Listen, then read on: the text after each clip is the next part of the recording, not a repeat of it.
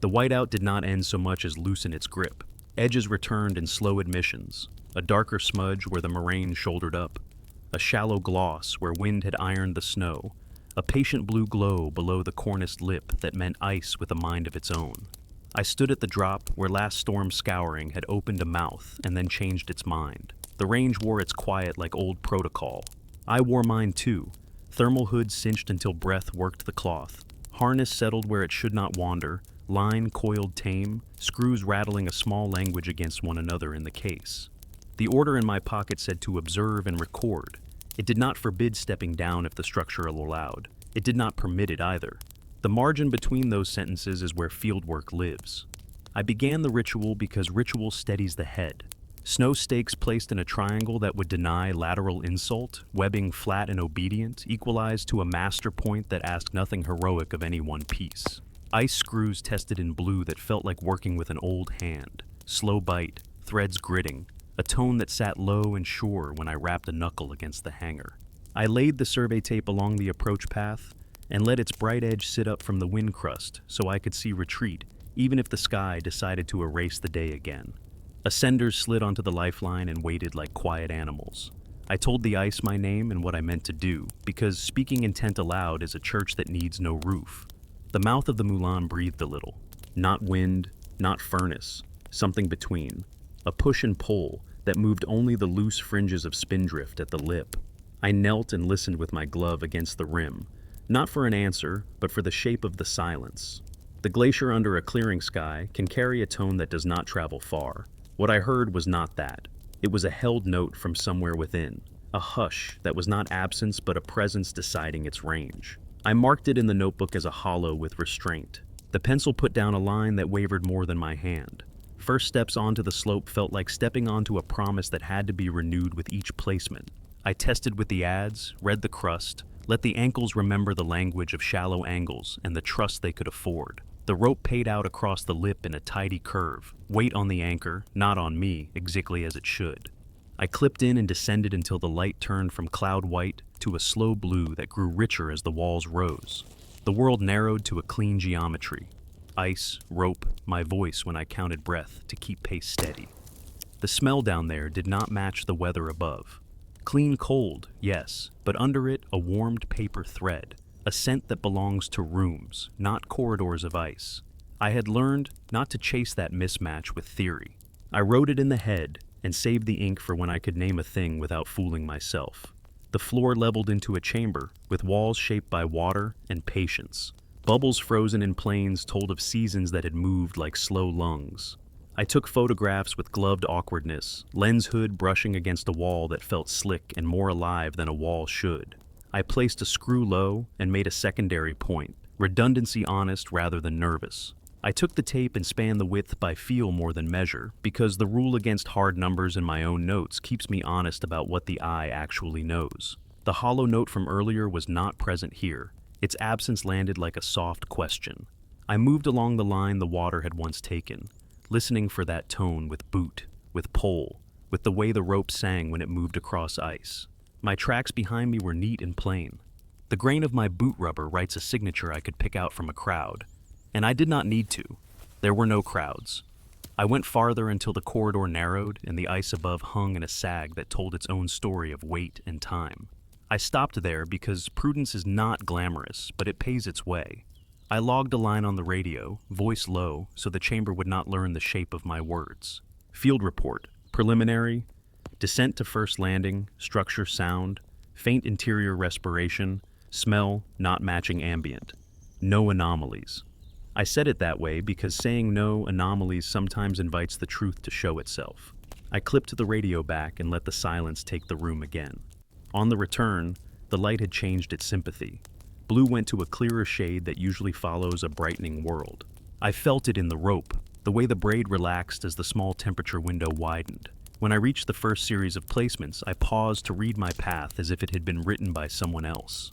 The prints I had laid on the way down were sharp and shallow. Now they were sharper. The wind should have ticked them soft along their edges. The breath of the moulin should have drifted fine grains into the hollows. That had not happened. If anything, the impressions looked fresher than I remembered seeing them. I told myself the light was playing the game light plays. Then I found a place where the sole had picked up a narrow ribbon of grit and laid it down in a new line. It had done so twice in the same motion, once on the way in and again now, according to logic. But the second mark did not sit atop the first. It lay clean beneath, as if the glacier had taken the earlier step and kept it safe under a newer skim of crystal. I felt for excuses and found only talk. Hoarfrost can sublimate and redeposit. Airflow can turn within a tube and write small reversals. I tested with the pole and found crust over softer snow, where there should have been the opposite. I dug a glove knife through a hand's depth and found the earlier print below, crisp as a stamp pressed into damp clay and set aside. I held my breath for a beat longer than habit and felt my chest remind me of the cost of that choice. The rope did a small, sympathetic twitch against my belay loop, not a pull, not a slip, just the kind of movement that lives at the edge of names. I told the wall I was leaving. It answered with the faintest echo, delayed more than the distance warranted, as if it had to run an errand before bringing my voice back. At the lip, the sky opened enough to show gradients instead of blank. The tape fluttered in a way that should have matched the breeze on my cheek. It did not. The tape moved in a slow, patient rhythm that kept the edge in view as if it were pointing, not warning. I pulled stakes in the order I prefer and stowed the screws in a pattern that avoids noise. The case closed on its little family of metal and thread with a muted chime. I took one more look at the track across the approach. My prince walked out toward the truck with the mild splay my knees always argue about in cold. Halfway along, they grew shallower where the wind had licked. Near the door, one set showed the ribbon of grit from the descent embedded under a layer of fresh sparkle. That could be a trick of angle. I changed my angle. The impression held. In the cab, the heater worked up to something like mercy. I wrote the line I did not want to write. Path integrity inconsistent with exposure time. The phrase felt bureaucratic, which is a way to keep fear tidy. I added another. Interior scent recall, present. That is my private flag for the warmed paper thread that has met me in other places I would rather not think about when alone. Orders waited for a next step that would not cost me more than the work should ask, but the ice had already asked for its due. I kept the line case on my lap because weight can be an anchor, even when you are not tied in. The range lifted a corner of cloud and showed a ridge that always looks closer than it is. I watched it for the span of a breath, counted slowly, and told myself that tomorrow I would come with a partner, with more stakes, with a plan that did not rest on the margin between what is permitted and what is possible.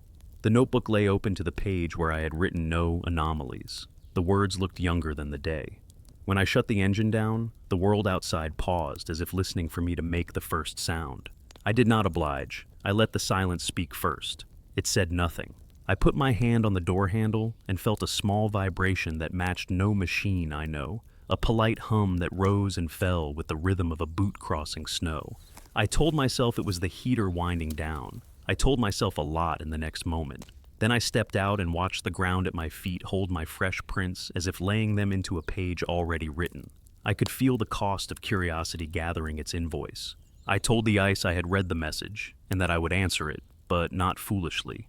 The breath I let go made a thin cloud that drifted the wrong way, slower than the wind, toward the dark mouth I had just left.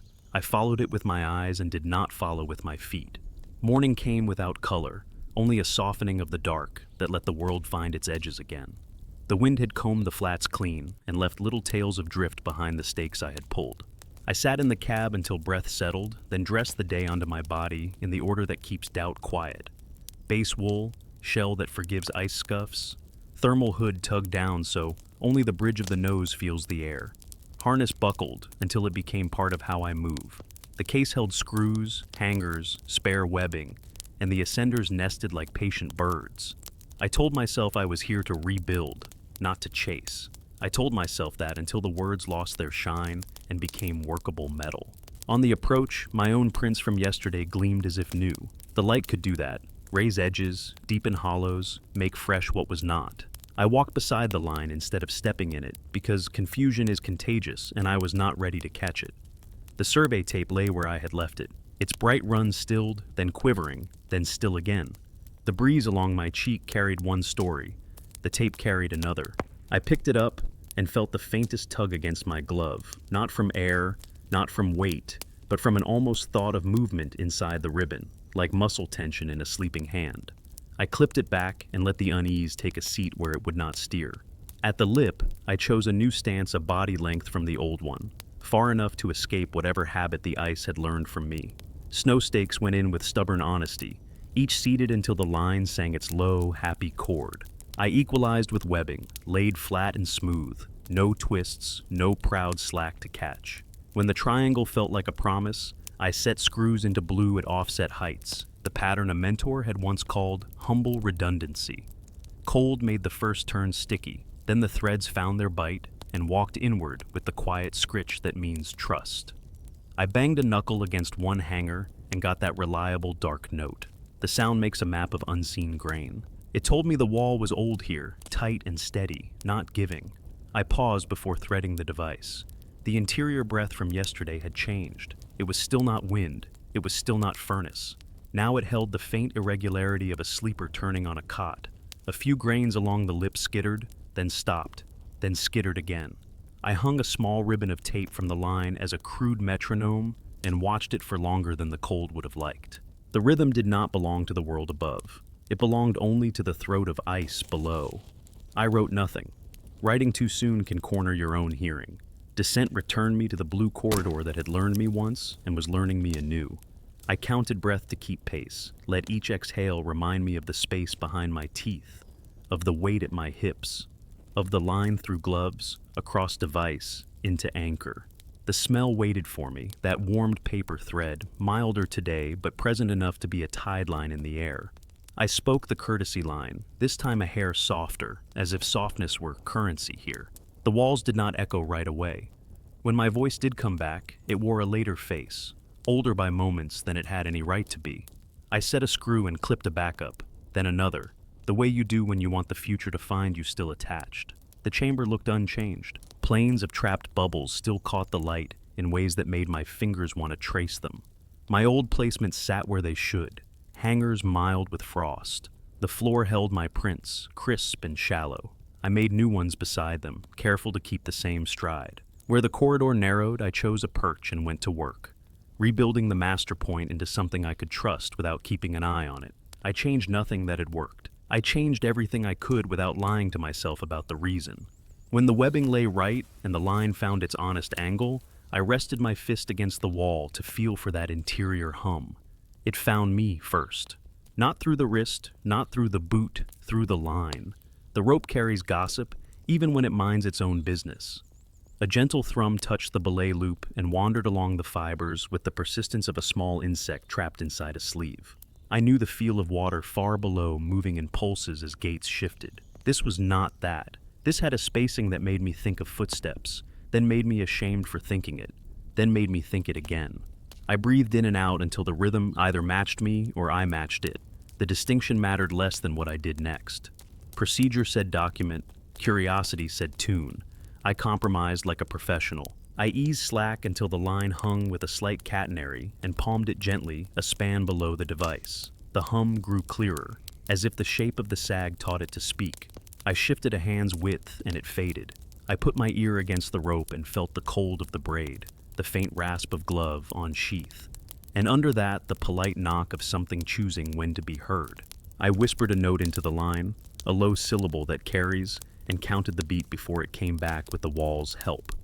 The return was late by more than the room deserved. That meant an errand again, the echo stopping somewhere, attending to something, then bringing what it owed. I hated the thought as soon as I had it. The ice is not a clerk. It does not run errands. And yet, I logged a fragment on the radio, voice flat, a list more than a claim. Anchor rebuilt. Interior airflow irregular. Rope vibration intermittent.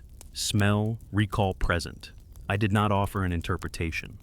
The radio made its small click and went quiet on my shoulder. The chamber listened with me in the space after speech. The tape flag on the line lifted without a draft. It rose, hung as if remembering the shape of gravity but not its direction, then settled as though embarrassed. I tested the floor where yesterday's grit had printed beneath surface crust. The top skim felt new again, not by age but by attitude. A tender skin that had no right to be tender after a night of clearing. I pressed gloves into it and lifted away clean palm shapes, as if the ice wanted to keep a copy. I stood, took 3 measured steps toward the narrow, then stopped, because the air in front of my face cooled in a stripe the width of a scarf. I moved the headlamp across it and saw nothing. I turned it off and let the blue ambient find its true voice. The stripe remained, not as sight, but as a small ache along the nose and forehead, where skin reads temperature like an old instrument. I held still until it went away. It did not go away. It shifted right by the width of a shoulder as if making room. Some work refuses audience. I took the ascenders from their tidy nest and ran them up and down a spare length to hear their teeth set and release. Good, clean, no bite too deep. I told the corridor what I intended next. A short probe beyond the pinch, a quick sketch of flow features, retreat before any change in roof state. That speech was for me as much as for the place. I moved until the walls leaned in and made the kind of narrow that teaches careful hips. A tongue of darker ice crossed at knee height. The line brushed it and made a faint glassy chirp. The chirp repeated after a breath, late and thinner, as if mimicking the sound and getting the vowels wrong. I do not scare at echoes. I scare at mispronunciation. I fixed a piece low and placed a short runner to take a bit of angle out of the rope. The hum in the line stopped obediently when the runner settled. I should have been relieved. Instead, I felt the relief arrive early, before my body had earned it. That timing mismatch is its own breadcrumb. I waited there, cord tight between hand and figure eight, listening for the thing to restart, testing the stripe with a cheek until it edged away and then returned like a cat deciding about a lap. When the hum returned, it did not announce itself through the rope. It clicked along the screw threads under my fingers, a delicate thread count whisper, as if something tiny walked the spiral inward. That was enough honesty for one visit. Cost control is part of the job even when no one is watching. I reversed my steps with the care of a person who intends to come back. At the chamber, I knelt by my old prints and pressed a thumb into one heel mark. The snow took the impression, then rose slowly to erase half of it, then stopped, with the hollow still sharp, as though choosing which parts of me to keep. At the base of the wall, I had first touched yesterday, the warmed paper scent brightened, then thinned, the way a stove breathes when a door is cracked and closed again. I spoke the courtesy line with a thank you knotted into it. The echo came late and brought back a thread of my first day's words braided with today's, not perfectly, but enough to make them companions. At the lip, the world had decided on color. Ridge light lay across the flats in clean bands. The tape at the anchor's edge stood straight out for the span of a long breath, as though they indicating a direction rather than a wind. I coiled line, broke the stance in my preferred order, stowed metal so it did not chime.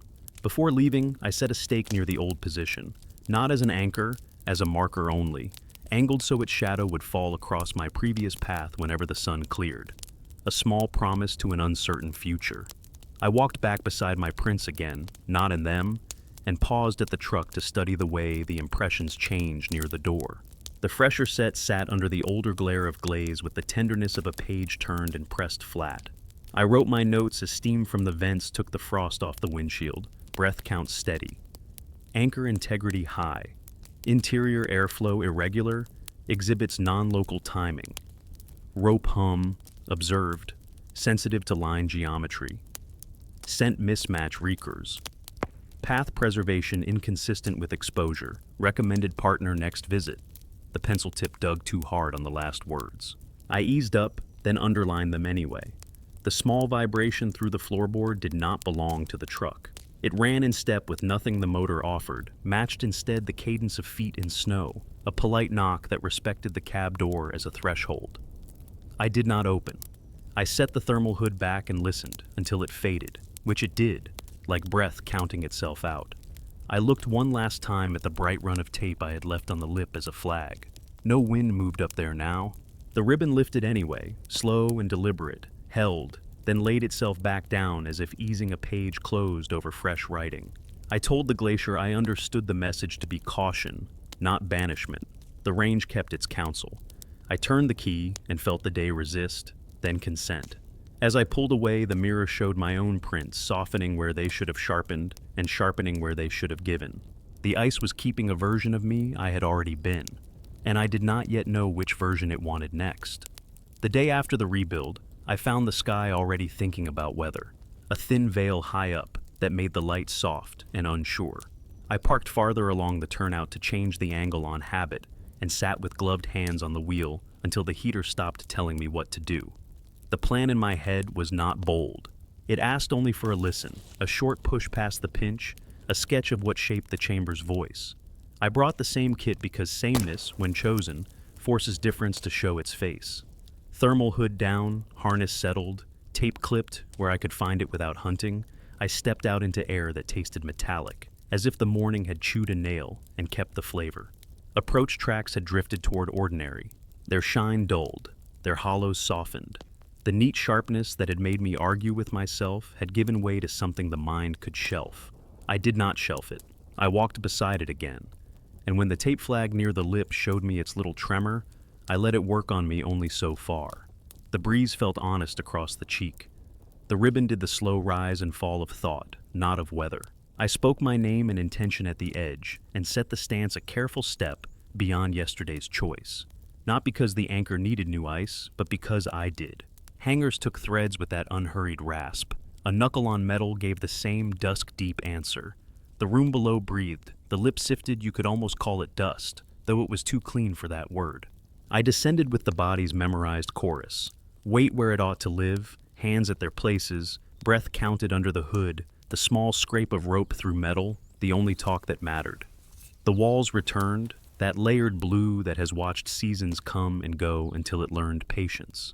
Far down, somewhere beyond the first landing, a note sat and waited. It was not loud. It never had been. It did not swell as I approached. It kept steady, as if it had learned long ago the value of being found where you are. Warmed paper scent visited with the turn in the corridor, a shy thread, here and not here, like a thought you cannot decide to either keep or drop. The chamber received me in its usual way, generous with shape, stingy with answers. I made a redundancy at the first stance out of respect for the version of me who would return the way I had come. The floor held prints from earlier days and layered attitudes, some crisp, some blurred, one heel mark so exact it looked as if the foot had only just lifted. I pressed a palm against the wall and listened through bone. The glacier's hush moved around my skull in soft laps, but under it the held pitch waited. I could not tell whether it lived in the ice or the air. I unpacked the tape and let a length hang in the lamplight, then stilled the lamp and watched the slack with bare blue to guide me. The ribbon trembled, paused, trembled, in a rhythm that matched neither heart nor breath, nor the timid breeze that occasionally touched my jaw. I raised the line with 2 fingers and felt it hum back through the skin like a wire listening to itself. At the pinch, I chose patience over pride and fed the rope little by little, setting pieces as if teaching a student who learns best by repetition. The line made brief glassy chirps against darker bands, and the bands chirped back late and slightly off, as if translating from another tongue. Past the narrow, the corridor opened into a place just wide enough to straighten my knees. The hollow note lived there. I knew it, because when I lifted the rope and released, the sound changed in a way that felt like acknowledgement. I do not bargain with ice. I observed. I pulled the device to a gentle lock and freed a hand to tune a screw with a mittened nail. A light tap at the hanger sent a tone into the wall. The chamber offered it back after an interval that did not belong to distance. Not longer, not shorter, wrong. The wall had stopped somewhere to consider the sound before returning it with a fraction of itself missing, the way a river takes a little of your boot print and keeps it as its fee. I used the radio not as a lifeline, but as a witness. "Field log," I said, voice even and small. Hollow tone present beyond the pinch, stable. Return of wall tap delayed in a manner inconsistent with geometry. Rope sympathetic at specific sag. Airstripe from prior visit absent at first arrival, then observed migrating, width of a scarf, ghosting across face in later minutes. Scent recall intermittent. I did not say warmed paper. The radio clicked itself quiet and sat at my shoulder as if listening too. In the silence after the report, the note shifted, not in pitch, in where I felt it. It moved from ears to teeth, then to sternum, a gentle tapping that never rose to strike, only suggested. I needed one honest measurement I could carry out of there without breaking my promise to myself about numbers. Breath can be a metronome. I counted inhalations, counted exhalations, noted where in the count the rope offered back its unseen visitor. After a span, the rhythm synced to me or I to it. When I deliberately changed my pattern, the note hesitated, then found me again. That was enough. I went still as a body can be when comfort has a say, and held the pattern steady until the hum drifted out of phase once more, as if bored. While I watched the tape for further tell, A faint dusting of frost skimmed over a part of the floor I had not touched. It formed from no fog I could see, a thin sheen drawing a quiet arc between my oldest prints and my latest. The span of it was not large, the meaning of it was not small. I tried a different provocation. I slid an ascender up the line and let it rest. Its teeth made the gentle bite I expect. I hummed a note into the rope and marked where the wall returned it. Then I loosened the system by the smallest courtesy and let the catenary deepen. The chamber rewarded me with clarity. The held pitch brightened at the belly of the line and dimmed at the straight. A thing down there understood curve. Enough of that. I drew slack back and set everything square. Cost shows up first in small neglects. I kept the ledger clean. Maps do not belong to places like this. They borrow. Even so, I unfolded a rough sketch and fitted it to the corridor, using the hard corners you learn to trust. A twist in the flow channel, a bubble plane that outcrops like a vein. The sketch did what sketches do, offered courage, then asked to be forgiven. The landmarks on paper disagreed with their cousins in the wall by the length of a glove. I stepped half a pace to reconcile them and found the hollow note fade in sympathy, as if it too preferred the earlier version of the room. I stepped back and it returned, prim as a clerk at a familiar window. The idea that the chamber might be keeping its own map of me arrived and sat down like a quiet guest.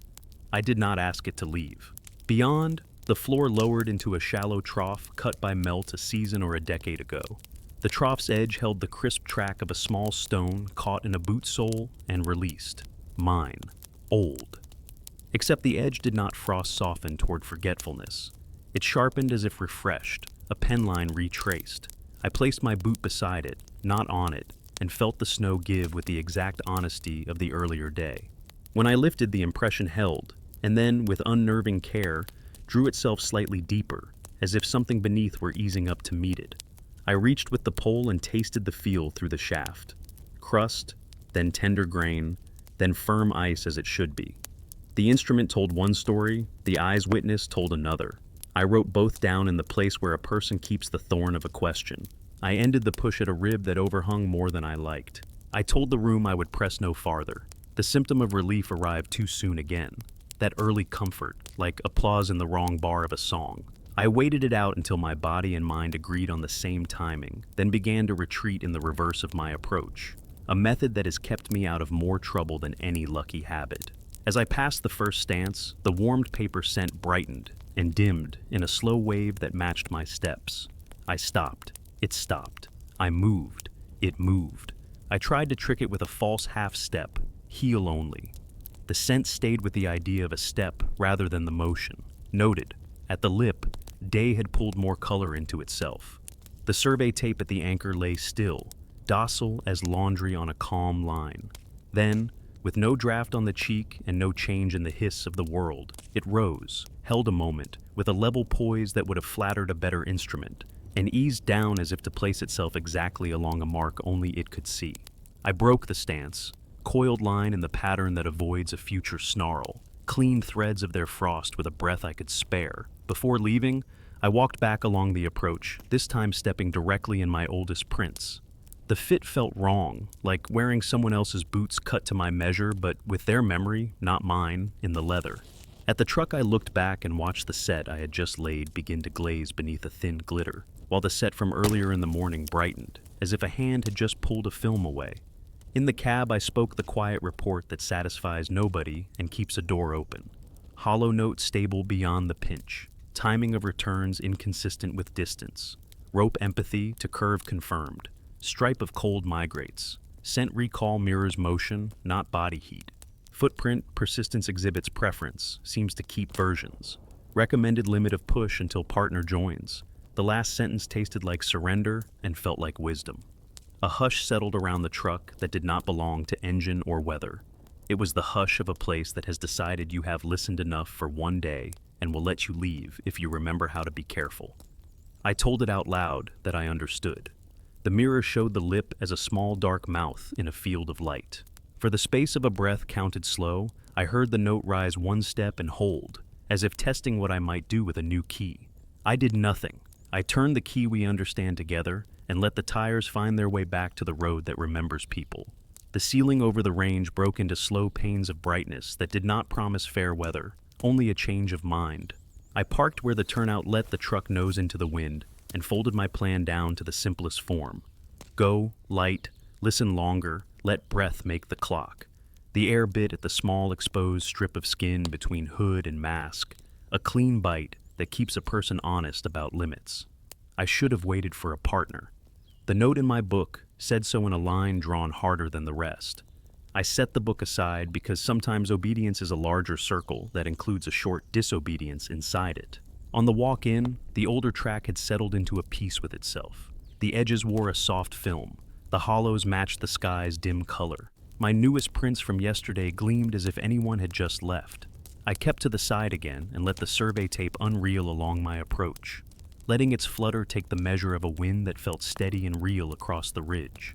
Near the lip, that same wind became a thing that showed itself on the cheeks and nowhere else. The ribbon rose when it should have lain still, and stilled when it should have danced. I clipped it higher and watched it pick a rhythm that reminded me of a patient writing line after line and pausing at the exact same thought each time.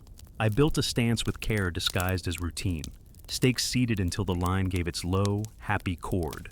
Screws set in blue that felt like dry oak after frost. Old grain answering the thread with a slow grin.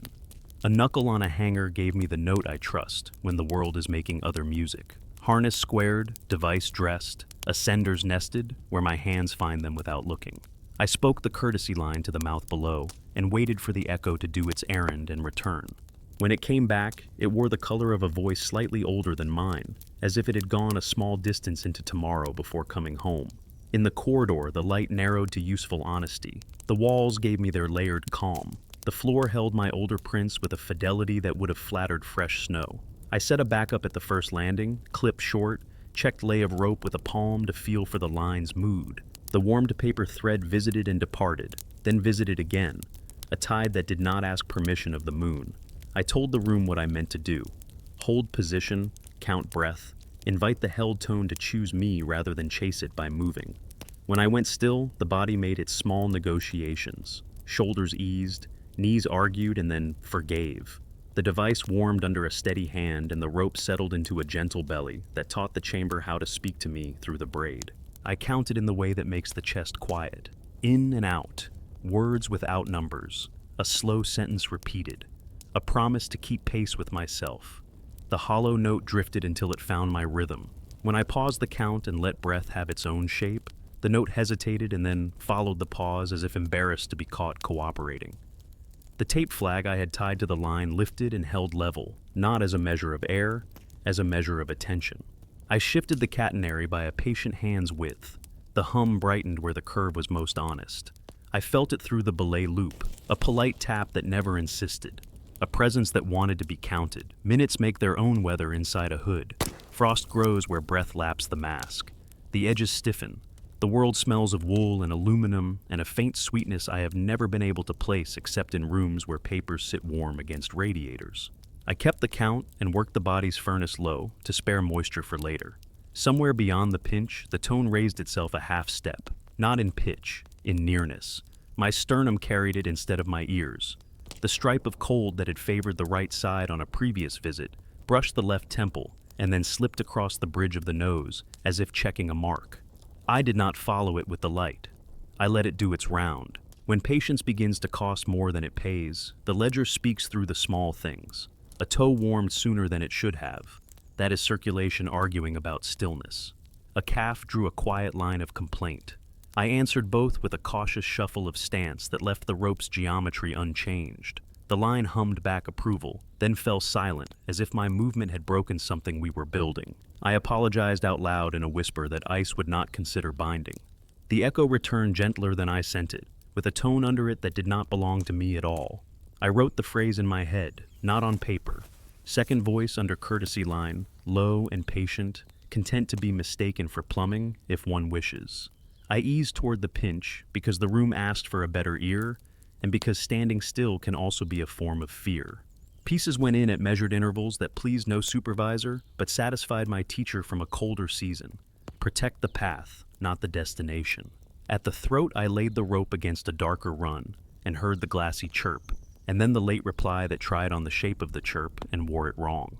Beyond, In the small widening, the air grew clean of the warmed paper scent, and then richer with it, like the wick of a lamp trimmed and trimmed again until the light is truthful. I stopped at a rib that offered a rest without a catch. Hips square to the problem, feet sure, device close. It began as nothing more than the sense that I had skipped a breath. Not the panic skip, the disciplined skip of a diver deciding to complete a motion before the next inhale. I tried again and felt the chest wait as if listening for permission. The hollow note waited with it. In the space where an inhale should be, the rope sent me a single quiet knock that I felt in the teeth rather than the hand. The mass clouded the edges of the lamp and cleared, clouded and cleared. Not in time with my lungs, but with that small knock. I thought of doors and thought away from doors. I held still and tried a new sentence to count with, a string of simple words I could bear to repeat for a long time. The timing improved. The stripe of cold returned to its old post near the right cheek and kept pace. I wrote a line into the radio, the kind of field truth that pleases no one in an office. Holding stance, counting breath. Interior tone appears to entrain.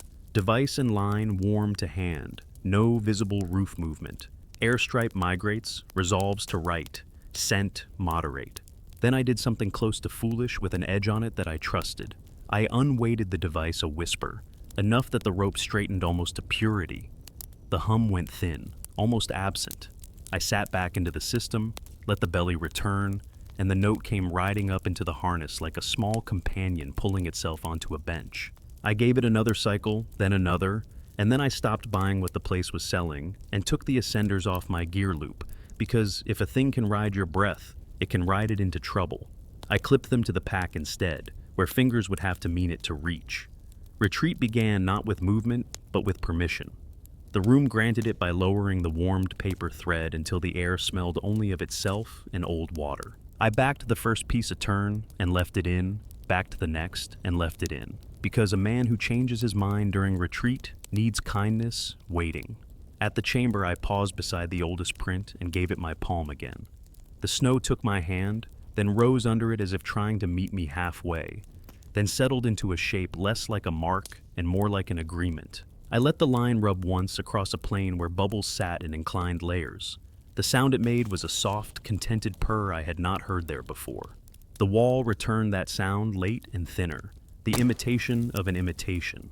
At the lip, the world had moved one thought closer to weather. The ridge wore a dull shine. The tape at the anchor pointed at nothing visible, then sagged like a tired arm. I broke the stance, sealed the threads with the breath I could spare, and walked out beside my older tracks until the truck found my horizon. Before I opened the door, I looked down at the ground just there. A boot heel had printed twice in the same spot with the same tilt, the same small stone scar near the edge, the same little tear in the pattern from an old crampon bite. One print sat under a crisp glaze, older and newer at once. The other sat clean above it, as if laid gently after, though I knew the order of my steps. The glacier had kept the first and allowed the second to visit, like a library lending a book to its author. In the cab, the heater built a little civilization. I wrote the report I did not want to write, and wrote it anyway. Breath count used as metronome. Interior tone entrains and hesitates to respect pauses. Rope geometry strongly affects clarity. Scent tide linked to intention rather than motion. Footprint history persists with preference, and sequence out of order. Recommended stand down until partner present. Reduce solo exposure. My hand shook once and then remembered itself. I underlined nothing. I sat with the engine quiet and listened for the polite knock that has begun to announce itself from nowhere in particular. It came once, a soft courtesy through the floor, and did not repeat, the way a warning becomes advice after it has done its job. When I stepped out to fetch one last stake I had missed, the wind showed up honest again and took the edges off the day. The ribbon at the lip lifted in a final level hold, as if checking that I had learned the count, then laid itself along the snow like a ruler across a page where someone has decided to write slower. I told the ice that I would bring another set of hands next time, and that I understood there would be a cost either way, to push alone or to wait, and let the thing that keeps my steps choose their order without me. The range answered with its usual civility, which is to say it said nothing, and watched to see what kind of student I meant to be. Weather returned in a thoughtful mood, a quilt of high veils and stray rents that made the light indecisive. I parked where the turnout braced me against habit and sat long enough to hear my own plan object and then consent. Today was for the way out. I had taken the room's measure as far as prudence allowed. Now, I needed to teach my body the clean retreat that leaves no favors owed. I dressed the ritual onto myself. Base wool that hates lies. Shell that forgives scuffs. Thermal hood until the world narrowed to the useful field. Harness buckled to the shape my ribs remember. The case settled against a thigh with the reassuring clink of screws in their little arguments.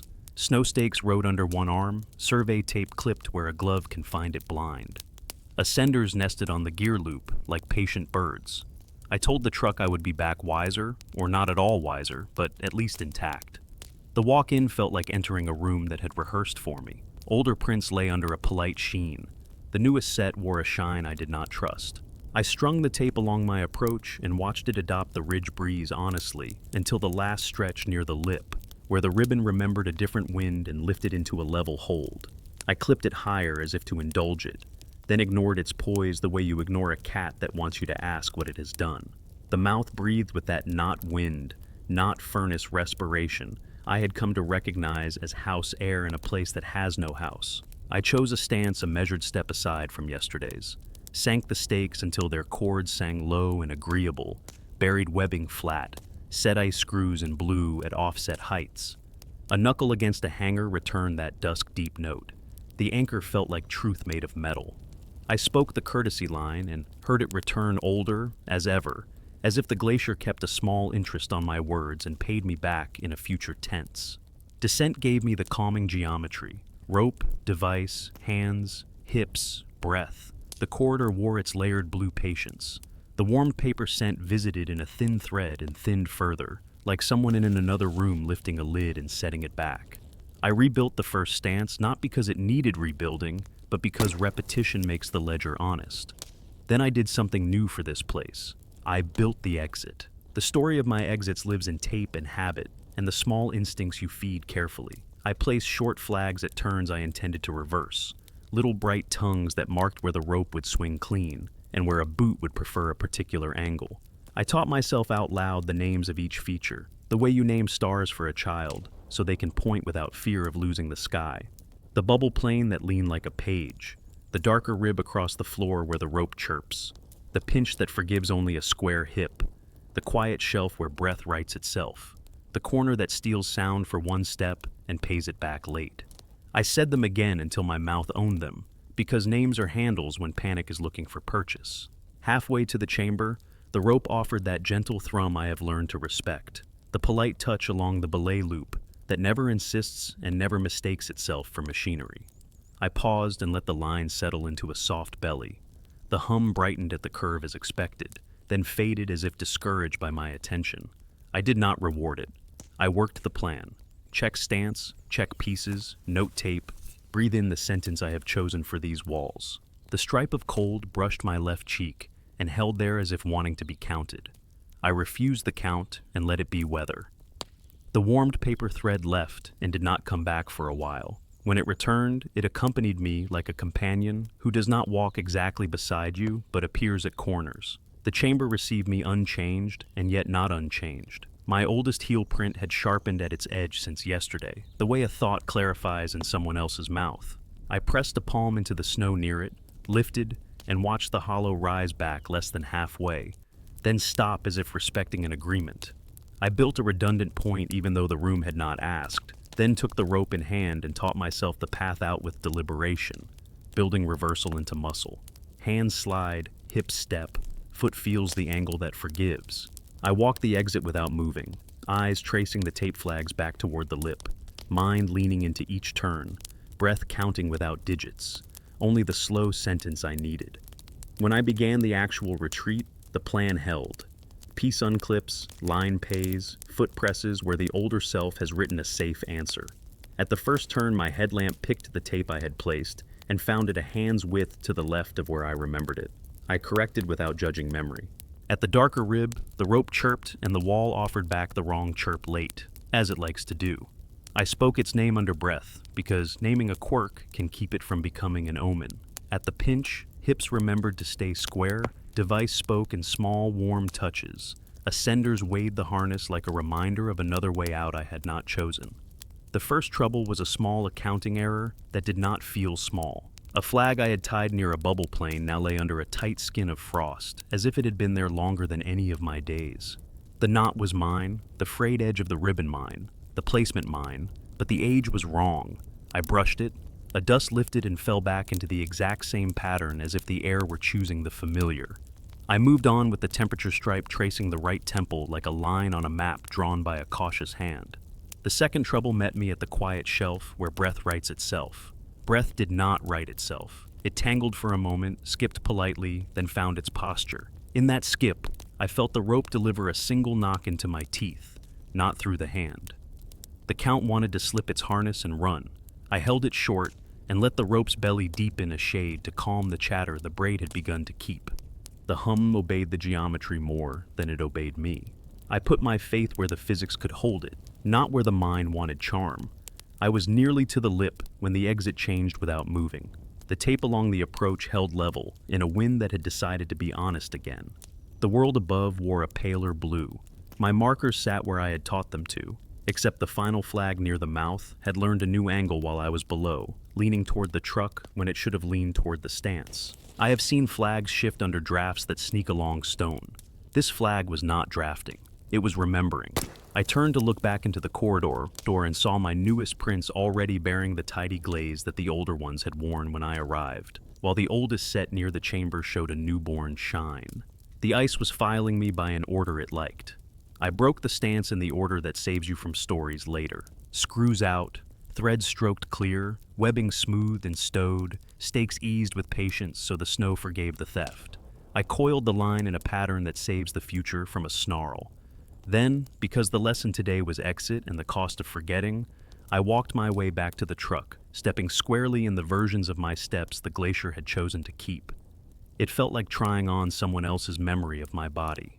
Where the older track had lapped the newer, my foot found a shelf, a careful nest the snow had made to hold me. Twice I lifted and looked, and twice the impression deepened after I left it, as if the ground wanted a cleaner copy. Near the truck, a set of heel marks showed the small stone scar from a crampon bite I know. One sat under glaze, one sat above, and the above one belonged to an earlier day. I used the pole like a blind person uses a cane, testing the immediate world. Crust, tender grain, firm ice, the report as it should be. The eye told the other story. I let both truths stand, because forcing them together is how people get lost. In the cab, I wrote the unhandsome report that will not please any tidy mind. Exit rehearsed and committed to muscle. Flags placed and observed to drift in time more than in space. Breath count reliable until shelf. Brief interruption linked to rope knock. Rope geometry remains primary instrument for clarity. Scent tied present near turns, absent near lip. Footprint archive persists with preferred sequence. Glacier appears to keep exits as stories rather than paths. Recommended suspend solo return, partner required, cost of one more day alone not acceptable against knowledge gained. The pencil left a small groove where I set the point too hard. I eased up and did not erase. Before leaving, I stepped out in the sudden quiet and spoke my name to the mouth without asking anything back. The echo returned late and brought with it a sliver of my own courtesy line from an earlier day braided through today's words. A narrow twist that made them sound older in my mouth. The ribbon on the lip rose for a long breath, held level, then laid itself down with the care of a hand closing a book over a page it hopes I have learned by heart. I felt the polite knock once through the floor of the truck, as if the place had reached up to tap the sole of my boot without asking to come along. I thought of the cost ledger and of the partner whose voice would put proper names to distances, while mine kept watch on the parts of the world that do not care for numbers. The range watched and did not object.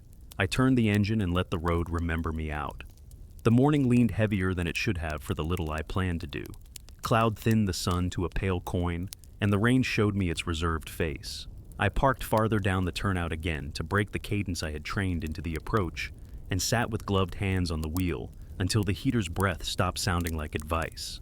Today was for a short push to the far side of the pinch, a tracing of the corridor that had started to keep a ledger of my movements.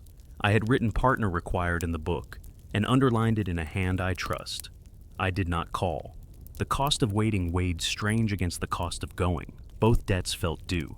I dressed the day onto my body in the order that quiets doubt, cinched the thermal hood so only a slender bridge of skin felt the air, checked screws and webbing in the case by sound, and laid the survey tape along the top of the pack where a glove could find it without thought. Snow stakes rode easy under one arm. Ascenders dangled on the gear loop like small, attentive animals. I told the ice aloud that I meant caution, not conquest. The approach accepted me with a civility that made me suspicious. My oldest prince wore a dignified glaze, yesterday's read as if written an hour ago. The breeze crossed the flats honestly until the last stretch, where the tape I trailed lifted in a steady, level hold that belonged to attention, more than to weather. At the lip I spoke the courtesy line. The echo returned carrying a thin sliver of an earlier visit's words braided through today's, as if someone had spliced tapes and made no apology for the seams. I chose a stance a careful step outside the prior triangle and set the snow stakes until the line sang its low, even chord. Screws went into blue with that deliberate rasp that calms a person whether they admit it or not. Knuckles on hangers gave the dusk-deep answer.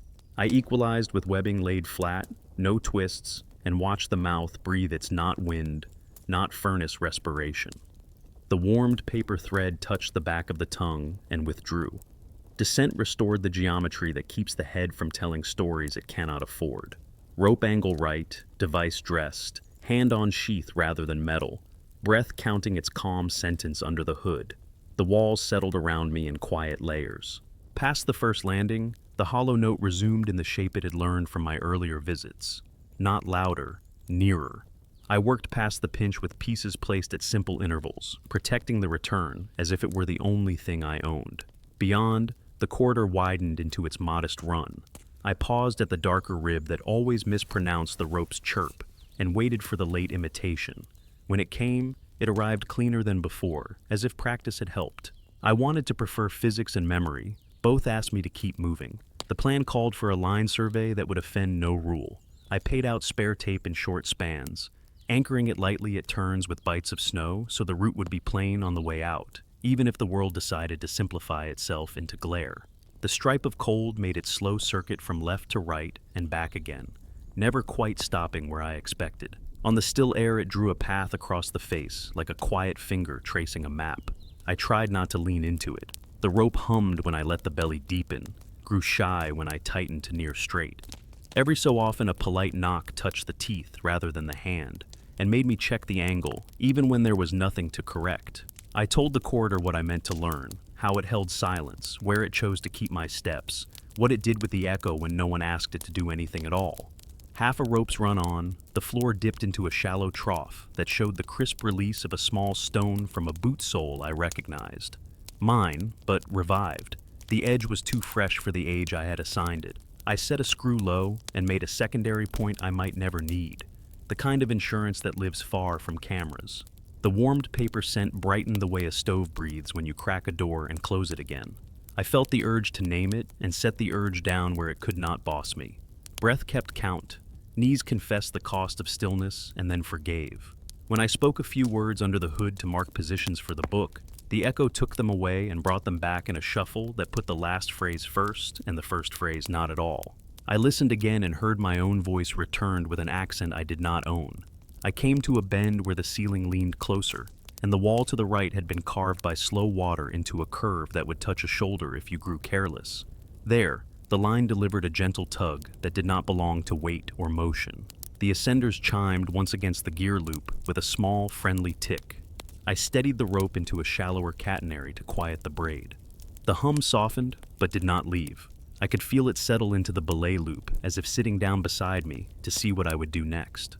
I did the sensible thing, clipped a runner to take angle out of a turn, checked lay of the device, and tried a whisper into the rope, a single syllable I had learned would carry. The return was late and wore a new modesty. Under it, something like a second voice cleared its throat, courteous and faint, the kind of sound a person could mistake for plumbing and be grateful for the mistake. The corridor ahead narrowed and then promised a better run of floor. I edged forward, setting metal as if teaching a careful student, and let the tape note each kink in mercy. The stripe of cold moved with me now, as if it had picked up my count. It crossed the bridge of the nose when I paused and slid to the right cheek when I spoke and stayed through the breath between. The smell came and went in a tide too orderly for chance. When the count felt too easy, I changed the sentence and made my lungs work a little more. The hum stayed with the new pattern after a small stumble, like a partner regaining the step. I do not call what happened next an answer, because answers close doors, and this one opened a few. At the quietest part of the bend, the rope knocked once in a rhythm I had been keeping for most of the hour, and the tape flag tied near my hip lifted into a straight line and held. No draft touched the face. The flag stayed level long enough for me to count a span of breath, then eased down without flutter. A tiny bloom of frost grew, and then stopped growing at the edge of one of my oldest heel marks. A delicate crust that should have needed fog to build and had none. When I moved a hand's width, the frost did not pursue. It remained with the idea of my being there rather than the fact. Procedure has a way of rescuing the mind from itself. I set the radio against the collar and spoke the kind of report that satisfies no one and keeps me honest. Corridor beyond, pinch holds tone steady. Returns arrive out of order. Rope geometry remains the gatekeeper. Temperature stripe aligns with intention, not motion. Scent comes and goes with turns of thought. Track history persists. Fresh frost growth appears linked to pause, not ambient humidity. I paused to listen to the room listening back. The echo brought the last clause first again and forgot the first entirely, then added a word I had not spoken, a simple conjunction placed where it would connect two thoughts I did not think to connect. I let the silence decide whether that was mine or the wall's. The silence decided not to say. Cost arrived with the quiet kind of speed that lives in narrow places. A change in roof music, a soft tick, then a muffled crack from beyond the bend. Not collapse. A shift of something somewhere else negotiating its own balance. The rope grew lighter for a heartbeat, as if relieved of a story, then settled. I felt the small panic that enters through knees rather than heart, and told it to stand in the corner with its hands visible. I unhooked an ascender and kissed it to the line without waiting, a promise I kept in reserve. Retreat would have to be honest, and it would have to begin now, not because the corridor had become unkind, but because I had reached the edge of what a single set of hands can test without owing more than they can pay. I reversed my steps with the care of a person walking out of a house that has remembered every footfall in the wrong order. At the rib, the rope chirped. The wall's imitation came on time for once, as if practice had made it better or I had become easier to copy. At the quiet shelf, breath tried to catch on an unseen hook, and then slid free. I kept the count. The hum in the belay loop softened to a companionable presence and then went shy when I straightened the line. Near the first stance, the warmed paper scent drew close enough to be a whisper, and then thinned, as if reassured by my intention to leave things placed for a later return. I left a piece I might have reclaimed without much quarrel and told the room it could keep that kindness as a retainer. At the lip, the world resolved into weather again. The tape at the anchor lay obedient for a long moment, then lifted level and pointed along the exit as if asking whether I had learned the lesson. I broke the stance in the order that treats the future as a friend, cleaned threads with breath I could spare, smoothed webbing flat so it would not remember a twist, and coiled the line in a pattern that never tithes to snarls. On the walk to the truck, I stepped in my own oldest prints, as if they were the safest stones in a river, and felt the snow receive me with a tenderness that did not belong to physics alone. Twice the impression deepened after I lifted, the way an archivist presses a page once more before closing the book. In the cab, I wrote without ornament. Corridor holds tone, imitates returns with improving fidelity. Echo reorders phrases, introduces conjunction where none spoken. Rope knocks align with breath count. Geometry remains instrument. Stripe and scent linked to intention. Frost growth and footprint renewal suggest a ledger kept in the ice. Roof shift, audible beyond bend. No visible movement at stance. Left one piece as insurance. Recommend partner mandatory next entry. Suspend solo probes beyond pinch. My hand steadied as the pencil moved. When I finished, a single polite knock rose through the floorboard. Not insistence, acknowledgement. I sat with it, then spoke my name once more to the mouth. The echo brought it back older by a breath and tied to the word we. I let the truck idle, let the heater make a small republic, and counted my breath until the day remembered how to hold itself together. Weather made its decision in the night and then pretended it hadn't. The morning wore a dull sheen with a thin wind that moved the surface and left the air under the hood alone. I parked where the turnout let the truck's shadow fall across my usual path and sat with hands quiet on the wheel. The book in the passenger seat had a line I'd written hard enough to bruise the page. Partner mandatory next entry. I read it and felt the good sense in it and still reached for the harness. Today would not be brave. Today would be honest. Walk the corridor once more, clear the line, recover what I could of metal and ribbon, leave the place set for 2 sets of hands. Survival with a ledger, not a story. The approach met me with its old politeness. The oldest prints showed a soft glaze. The newest wore a shine that suggested vanity rather than age. I trailed the tape along my hip and watched it behave for a while, and then lift into that steady level hold near the lip. A posture that belongs to attention, not to weather. I clipped it higher and let it point where it wanted without promising to follow. The mouth breathed its not wind, not furnace breath, and carried, for a blink, the warmed paper thread, as if someone below had opened a drawer and closed it again. I chose my stance a careful step outside yesterday's triangle, sank the stakes until the line sang its low chord, turned screws into blue until the threads rasped their trustworthy complaint, laid webbing flat with no proud twist to make a memory. A knuckle on a hanger returned the dusk-deep note that has kept me company through worse decisions than this. I spoke the courtesy line and waited. The echo came back with a narrow splice of an earlier day braided in. I heard my own name wearing the grammar of a future I hadn't earned. I fed the device and began to descend, letting the old geometry restore itself. Rope angle, hands where they belong, hips square to the work, breath counting a sentence without numbers. The walls took me into the way they do when they intend to teach. The light narrowed to a useful blue. The floor received my weight and wrote it down in the neat hand the glacier prefers. I passed the first senesin and rebuilt it, because habit is a kind of prayer. Pieces clipped, backup made, knot dressed, slack tuned to a gentle belly that teaches the line how to speak. Past the pinch, the corridor made its familiar modest promise. The darker rib chirped under the rope, and the wall imitated with better timing than before, a student pleased by its own progress. I told the room my plan out loud, as if explaining it to a new partner. Recover the far runner, leave the low screw near the trough as retainer, clear the flags, ease the path for a return with 2 voices. The stripe of cold favored the left cheek, then crossed the bridge of the nose and settled near the right temple, exactly when I admitted the risk of going alone. The warmed paper thread arrived with that admission, delicate as a whisper through a cracked door, and then thinned as if to say the message had been delivered. The hollow note waited in its usual seat.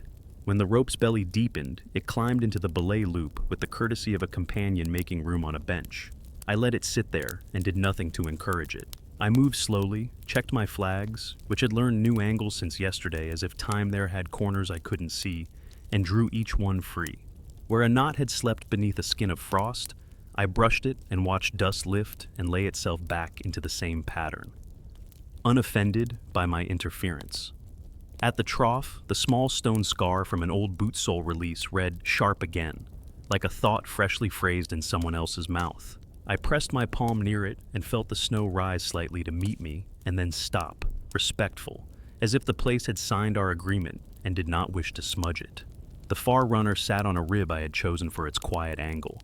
I reached and the rope gave a single polite knock to the teeth, not through the hand, and the breath count hesitated like a diver making sure the ladder would be there on the way back.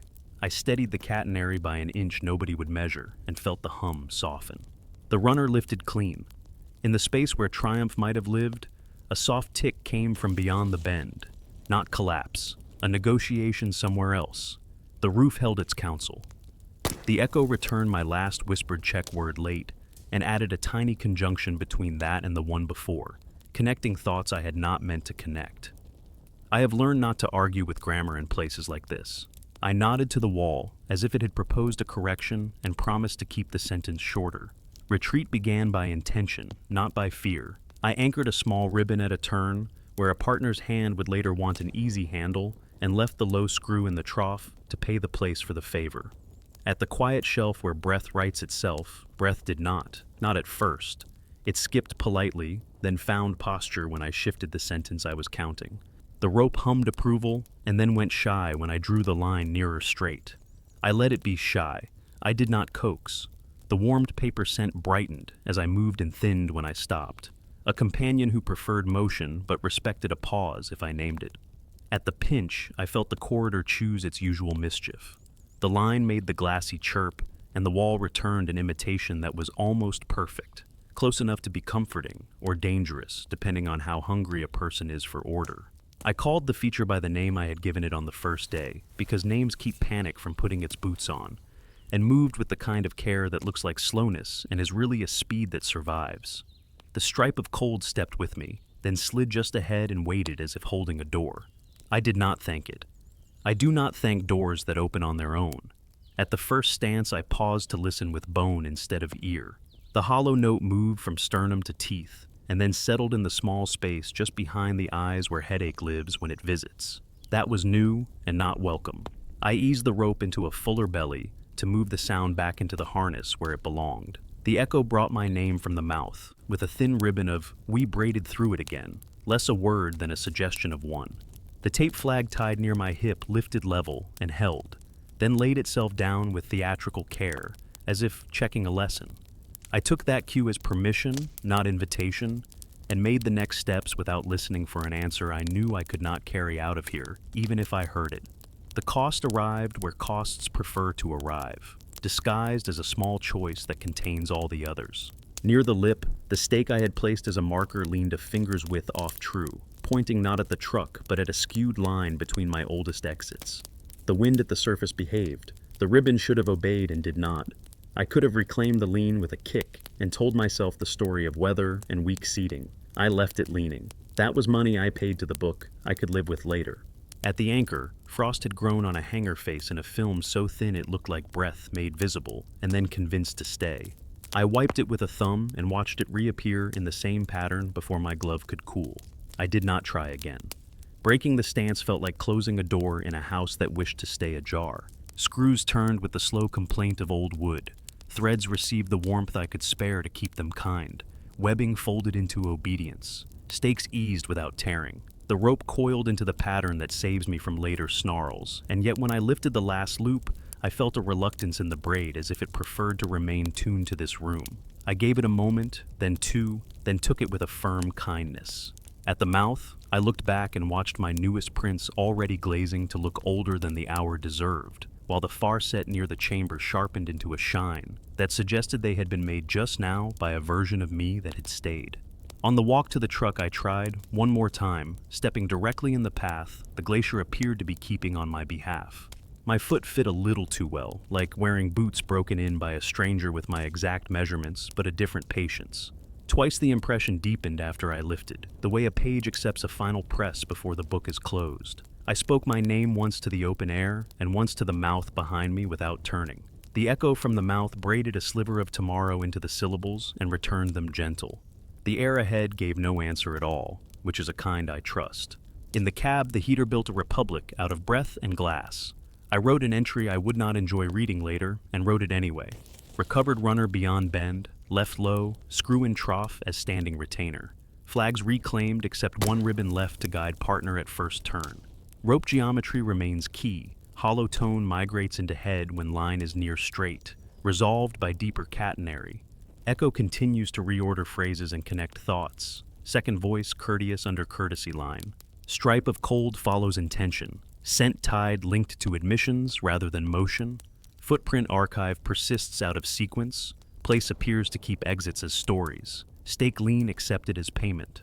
Recommendation: suspend solo work, return only with partner. Except that the corridor will keep a version of me whichever way I choose. The pencil left a faint groove where I had leaned too hard. I did not smooth it with a finger. Ledger entries earned their marks. The cost announced itself as the heater climbed toward comfort.